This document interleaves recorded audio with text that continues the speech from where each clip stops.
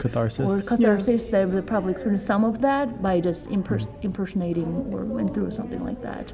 I'm also thinking about, there's a theorist named Hochschild who does stuff on emotion work, which we've talked about, and emotion work is a capitalist technology in order to like force people to tamp down their emotions and express the correct ones in order to produce profit. And as far as this like affective performance, I feel like that's a way of kind of like being like, I'm not going to perform the way that you or capital expects me to, kind of thing. What do you get?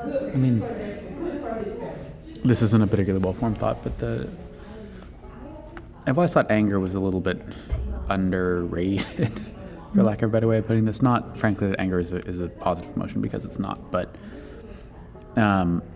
Anger is release, right? That's what or anger as... Anger when released improperly is obviously a problem, but I think anger comes along with a tremendous amount of energy. Yeah.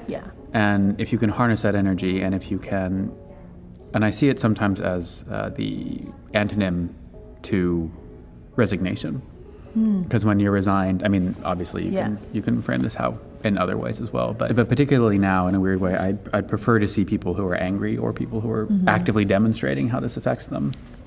However that is in an affective way, because it's very easy. I think this is kind of what you were just saying. It's very easy to pretend that you have very few emotions and just kind of let it ride over you. But in so doing, at some level, I feel like you're resigning yourself to a certain kind of social norm. And this is sort of why I was asking about performativity, because, if for whatever reason you don't feel that you have the everyday freedom to express yourself affectively, then you can still perform something that you're feeling, but in the performance you're sort of, you're embodying it on the one hand, but it seems to me that you're also sort of externalizing it in this construct of yourself. And then it's sort of a question of, okay, so you vented your anger, then what?